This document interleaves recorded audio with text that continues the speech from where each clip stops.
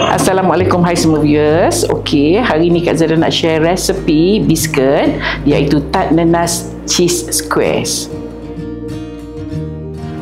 Mula-mula sekali kita perlu pukul butter, kuning telur, icing sugar, susu manis, tepung jagung, tepung susu atau susu tepung, tepung gandum dan vanila.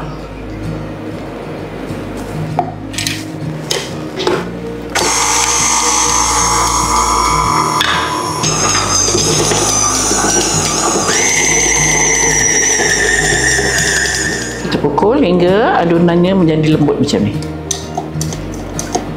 Kita perlu timbang untuk kita bahagi dua, sebab perlu timbangannya kena perlu sama, sebab nanti kalau tak dua layer biar bahagian bawah dan atas tak sama tebal. Jadi kita perlu timbang adonan. Okay, untuk adonan yang putih ni, right, Kak Zara dah sediakan kertas. Saya buat ukuran 10 kali 10 inci. So kita masukkan kat sini. Kita cuba canai sebesar kertas ni.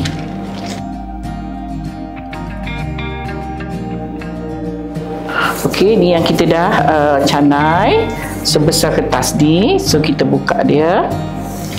So ini rupa dia, ya. So ini kita perlu sejukkan dahulu sebelum boleh kita lapiskan dengan jam dan another layer of biscuit macam ni lah, ya.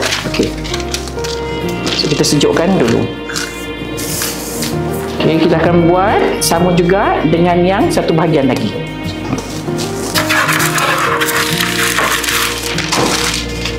Kita nak buat untuk intinya juga, inti nanas ni ataupun jam nanas ni. Okey, saiz dia sama besar dengan dough yang kita dah buat dua tadi, bahagian atas dan bahagian bawah. So ni kita letakkan plastik, so kita kena canai sebesar plastik ni. Okey, so ni macam ni dah kita canai ataupun kita dah torak masuk dalam plastik. So kita perlu sejukkan juga. Ini dah sejuk, so kita boleh terbalikkan. Okay, kemudian kita akan letakkan pula yang bahagian layer jam ni. Okay, kita akan tindihkan dengan yang satu lapisan lagi. Tekankan sedikit supaya dia melekat pada jam tu.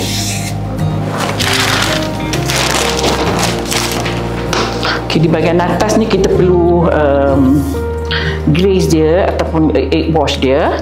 So Kak Zara guna kuning telur dan campur sedikit dengan air. Kita perlu letakkan sedikit pewarna kuning. Kak Zara pakai pewarna kuning telur. Okey, kita sapukan bahagian atasnya. Kemudian kita perlu sagat cheese on top.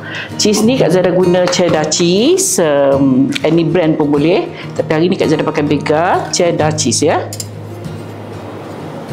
Just sagat sikit di bahagian atas, terpulang kepada perempuan. If you suka more cheese, boleh letak lebih. Sekarang ni kita nak potong, so perempuan boleh potong ikut kesesuaian masing-masing lah.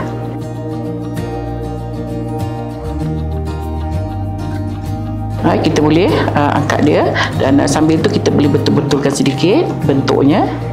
So ini adalah rupa dia. So kita akan susun di dalam loyang. Kak Zara buat ni agak besar sedikit, jadi kalau perempuan nak buat yang kecil juga boleh. Potong kecil sikit pun boleh. Okay, kita akan bakar tart kita dalam oven pada suhu 160 degrees selama lebih kurang 25 minit hingga 30 minit. Alhamdulillah, dah pun siap resepi kita hari ini, iaitu tart nanas cheese squares. Bolehlah perempuan buat untuk raya nanti. So untuk perempuan di luar sana, selamat mencuba.